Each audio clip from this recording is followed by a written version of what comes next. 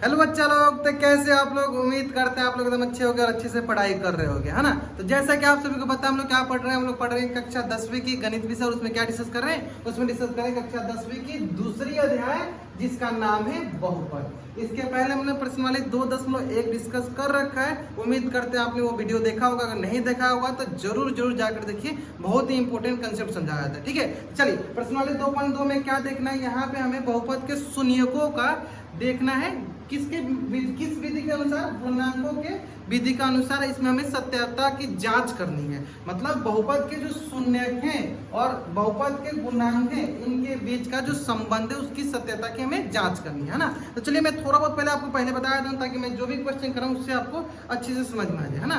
सबसे पहले आपको ये समझना है कि सर गुणांकों के बीच संबंध का क्या मतलब है ना। तो जैसे कि आपको पता है कि कोई भी बहुपद जो होता है वो x² plus bx plus c बराबर, मान लीजिए c के फॉर्म में होता है। हमारे पास एक बहुपद है ना। अगर मैं बोलूं इस बहुपद का अगर मैं बोलूं सर शून्यकों का योग क्या होगा, शून्यकों का योग क्या होगा, है ना। तो आपको पता होना चाहिए सर वो होता है सर माइनस का b/a। और b क्या है सर? b जो है x का गुणांक है और a क्या है सर? x² का गुणांक है। इसलिए बोलते हैं गुणांकों के बीच का संबंध, है ना। तो यानी शून्यकों का योग क्या हो गया सर? Minus b/a। ठीक उसी प्रकार शून्यकों का गुणनफल क्या होता है सर? शून्यकों का गुणनफल क्या होता है सर? शून्यकों का गुणनफल होता है सर c/a। और c क्या है सर? c आप बोल सकते हो x के पावर 0 का गुणांक, या दूसरा बोल सकते हो सर अचर संख्या या अचर राशि, है ना। ये भी बोल सकते हो कि x पावर 0 का मान क्या होता है? 1 होता है। क्लियर है? तो c/a और क्या है? x² गुणक। तो ये हो गया क्या? ये हो गया हमारे गुणांकों के बीच संबंध, शून्यकों का और गुणांकों के बीच का संबंध, है ना। चलिए, लेकिन इसमें सबसे इंपॉर्टेंट बात क्या आता है कि सर अगर हमें शून्यक पता होगा तभी तो हम सत्यता की जांच करेंगे, है ना। तो यहाँ पे हमें पहले बहुपद की शून्यक ज्ञात करना होगा। और बहुपद के शून्यक हम कैसे ज्ञात करते हैं? तो किस प्रकार का बहुपद यहाँ जिन्हें हमें देखने को मिलेगा? तो द्विघात बहुपद, जिनकी अधिकतम घात कितनी होगी? 2 होगी। तो उसके शून्यक हम कैसे निकालते हैं? तो उसके शून्यक हम मध्य पद विभाजन विधि द्वारा निकालते हैं, मिडिल टर्म स्प्लिटिंग मेथड द्वारा निकालते हैं। तो चलिए स्टार्ट करते हैं, करके इसको सॉल्व करते हैं, है ना। तो चलिए यहाँ पे हमारे पास द्विघात बहुपद दिया गया है, इनके शून्यक और गुणांकों के बीच हमें संबंध स्थापित करना है। तो सबसे पहले निकाल लेते हैं, ये जो मेरा पहला क्वेश्चन दिया x² माइनस 2x माइनस 8 के शून्यक निकालते हैं। किस विधि द्वारा निकालेंगे? मध्य पद विभाजन विधि द्वारा, है ना। चलिए मध्य पद विभाजन विधि क्या होता है?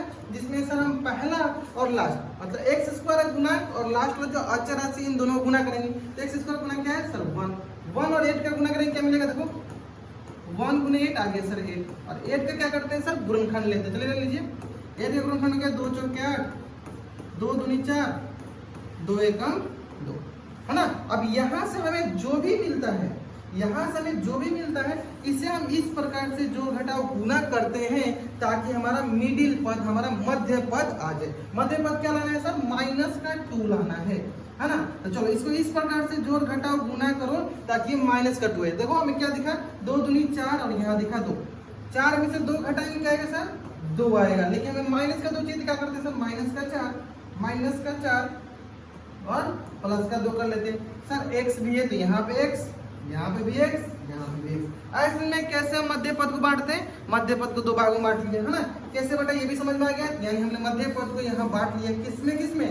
माइनस का 4x और प्लस का 2x में हमने इसको बांट लिया। ठीक है, और यहाँ पे क्या आ गया सर? यहाँ पे आ गया 1x² और यहाँ पे आ गया माइनस का 8, है ना। चलिए अब हम निकालेंगे इसमें से गुणनखंड। इसका गुणनखंड करने के लिए क्या करेंगे? कॉमन निकालेंगे, उभयनिष्ठ गुणनखंड निकालते हैं ना। चलिए उभयनिष्ठ संख्या निकालते हैं, देखते हैं दोनों में क्या क्या चीजें कॉमन आ रही है ना। तो ध्यान दीजिए, तो यहाँ से हमें दिखेगा सर x कॉमन, यहाँ बच गया सर x, यहाँ बच गया माइनस का 4। ठीक है सर, फिर यहाँ दिखा सर हमारे पास 2 कॉमन, यहाँ दिखा सर x, यहाँ दिखा माइनस का 4। क्लियर है? चलिए दूसरी तरफ क्या आएगा सर? हमें दिखा सर यहाँ पे भी x माइनस 4, यहाँ पे भी x माइनस 4, दोनों तरफ x माइनस 4 है, कॉमन निकाल लेते हैं सर। चलिए इधर से भी x माइनस 4, इधर से क्या हो गया सर? x प्लस का 2। अब हमें इसका शून्य ज्ञात करना है। शून्य कैसे करते हैं सर? दोनों को अलग अलग 0 के बराबर कर देंगे, है ना।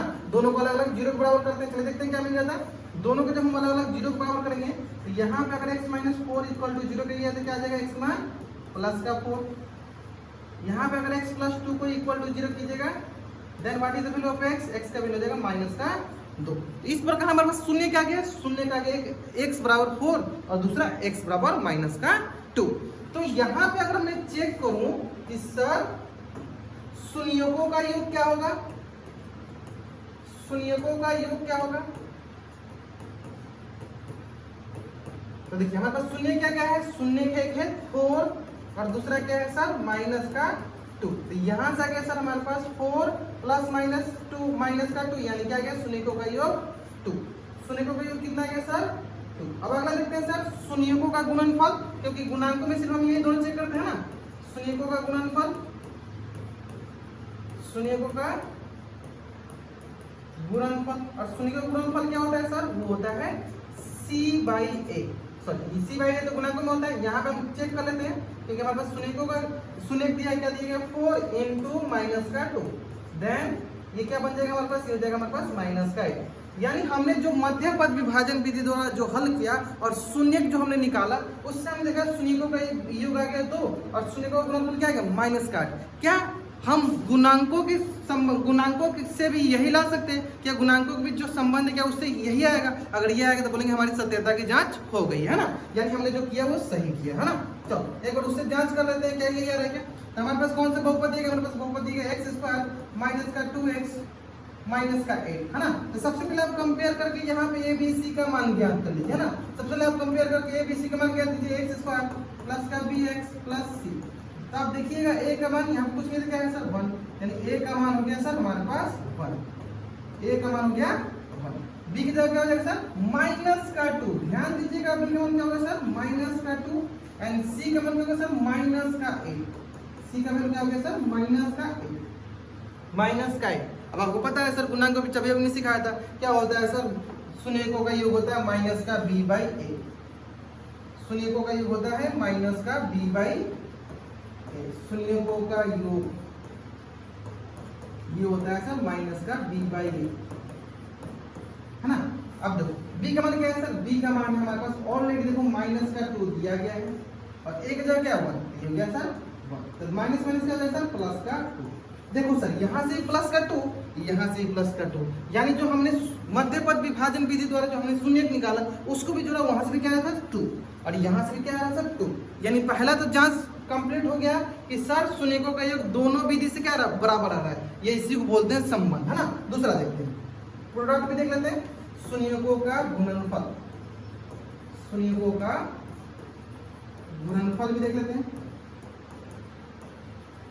चलो शून्य गुणनफल क्या होता है सर c/a, c क्या है माइनस का 8, a क्या है 1, ये क्या सर माइनस का 8, क्या इधर से माइनस का है तो इधर से माइनस 8 सर इधर भी देखो माइनस का 8, ये देखो दोनों तरफ से क्या आ रहा है हमारा शून्यकों का गुणनफल और शून्यकों का योगफल बराबर आ रहा है। इसका मतलब ये हुआ कि जो हमारे बहुपद के शून्यक हैं और शून्यकों तथा गुणांकों के बीच ये जो संबंध है इसकी हमने जांच कर ली, इसकी मतलब सत्यता की हमने जांच की और जांच करने में क्या पता चला कि दोनों से सही आंसर आ रहे हैं है ना। चलिए ठीक, इसी प्रकार हम लोग बढ़ते हैं नेक्स्ट क्वेश्चन की तरफ। नेक्स्ट क्वेश्चन क्या दिया गया, नेक्स्ट क्वेश्चन में दिया गया 4s² माइनस 4s प्लस 1, सिर्फ x की जगह क्या आ गया सर s², कुछ भी रहे कोई भी वेरिएबल है हम सॉल्व तो उसी तरह करेंगे। पहले मध्य पद विभाजन विधि द्वारा इसके शून्य ज्ञात करेंगे, पहले शून्यकों के बीच संबंध ले लेंगे फिर हम गुणांकों के बीच संबंध देखेंगे है ना। यही लॉजिक क्लियर, यही लॉजिक फॉलो करने वाले हैं। चलिए एक तरफ हम क्या करते हैं शून्यकों से सॉल्व करते हैं, दूसरी तरफ गुणांकों से सॉल्व करेंगे है ना। चलिए स्टार्ट करते हैं। तो इसमें क्या करना है सर, सबसे पहला काम करना है यहाँ पे इसका पहला पद और लास्ट वाले पद का गुणा करते हैं ना। पहला पद का मतलब कि पहला पद मतलब कि s² का गुना क्या है सर 4 इंटू 1 क्या आता है सर 4, गुणनखंड कीजिए सर 4 का गुणनखंड होगा 2 दूनी 4 2 एकम 2। अब हमें इसे इस प्रकार से लिखना है, जोड़ घटाव गुना करना है कि हमारे पास माइनस का 4 है, क्या है हमारे पास माइनस का 4 है, तो माइनस का 4 बनाना है किसकी सहायता से 2 और 2 की सहायता, बहुत आसान सर माइनस का 2 माइनस का 2 है ना। अब क्या है s लिखना है, यहाँ पे s यहाँ पे भी s यहाँ पे भी s, यानी यहाँ पे मध्य पद हमारा बढ़ चुका है किसमें माइनस का 2s में, यहाँ क्या है सर प्लस का 1, यहाँ क्या हो गया 4s²। क्लियर है। चलिए अब हमारी बारी आती है किस पे, कॉमन लेने की बारी आती है। चलिए कॉमन लेते हैं, चलो देखो यहाँ पे हमारे पास कॉमन हो जाएगा 2s, यहाँ बच गया सर 2s है ना, माइनस का हो गया 1, यहाँ ले लेते हैं माइनस कॉमन तो 2s का 1। अब देखो दोनों में क्या है, इसमें भी 2s माइनस 1, इसमें भी 2s माइनस 1, दोनों में से कॉमन ले लिया हमने 2s माइनस 1। तो यहाँ क्या बच गया सर 2s, यहाँ क्या बच गया सर माइनस 1। यानी ओवरऑल दोनों में से क्या करें, गुणांक निकालते हैं, मतलब कि क्या शून्य निकालते हैं बराबर 0। तो यहाँ से हो जाएगा सर हमारे पास 2s, ये माइनस कौन है इधर आके प्लस का 1, इसलिए यहाँ पे s बराबर हो गया 1/2। ठीक, उसी प्रकार इसको भी सॉल्व कर लेते हैं। 2s माइनस 1 बराबर 0, और यहाँ से हो जाएगा सर हमारे पास 2s बराबर 1, और ये हो जाएगा हमारे पास s बराबर 1/2, है ना। यानी दोनों तरफ से शून्य हमारे पास क्या दिखे, हमारे पास शून्य दिखे 1/2 1/2। अगला काम क्या करना है सर, शून्यकों का योगफल ज्ञात करना है। अगला काम क्या करना है सर, शून्यकों का योगफल ज्ञात करना। उम्मीद करते हैं आपको अच्छे से क्लियर समझ में आ रहा होगा ना। चलिए अगला काम करते हैं, यहाँ पे शून्यकों का योगफल ज्ञात करते हैं ना, शून्यकों का योग। और शून्यकों का योग क्या होगा, चलो चेक कर लेते हैं। देखिए 1/2 प्लस 1/2, तो ये हो गया 2, है ना। यहाँ पर आएगा सर हमारे पास 1 + 1, ये भी आएगा क्या 2/2, जो कि किसके बराबर हो जाएगा सर, जो किसके बराबर होगा 2/2, यानी हो गया 1 के बराबर। यानी शून्यकों का योग कितना आ रहा होगा, यहाँ से भी चेक कर लेंगे, बराबर होगा तो बोलेंगे सत्यता की जांच होगी, है ना। चलिए आगे देखते हैं। अगला क्या है सर, शून्यकों का गुणनफल। शून्यकों का गुणनफल,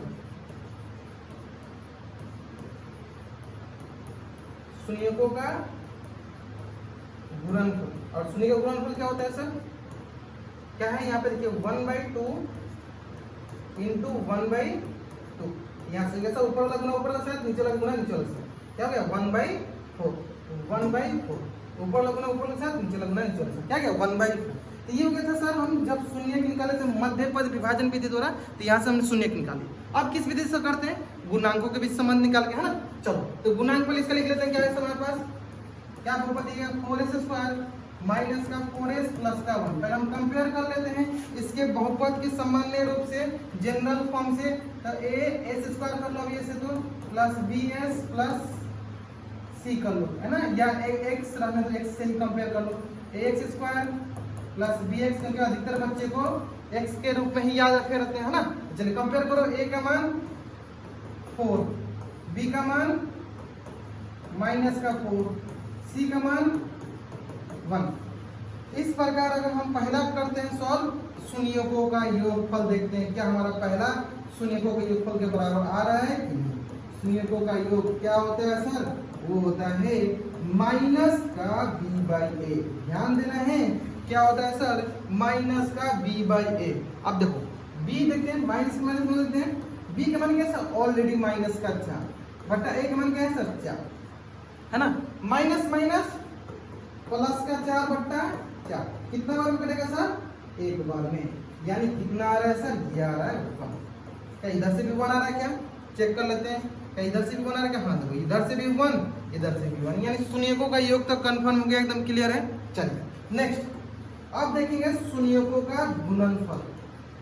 शून्यकों का गुणनफल, और शून्य का गुणनफल क्या होता है सर, c/a।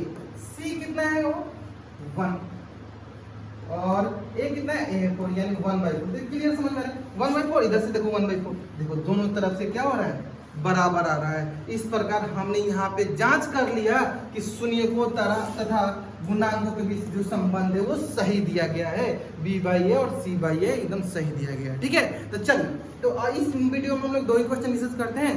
इसके अगला वीडियो में हम लोग इसमें से जो बचा हुआ क्वेश्चन है 6 क्वेश्चन दिए गए, बाकी के 4 क्वेश्चन हम अगले वीडियो में डिस्कस करेंगे। ठीक है, उम्मीद करते हैं आपको ये क्वेश्चन बहुत अच्छे से समझ में आ रहा होगा। अगर आपको अच्छे से समझ में आ रहा हो तो आप इसको ज़्यादा से ज़्यादा शेयर कीजिए, ज़्यादा से ज़्यादा बच्चों के बीच में शेयर कीजिए। ठीक है, चलिए मिलते हैं हम लोग नेक्स्ट वीडियो में।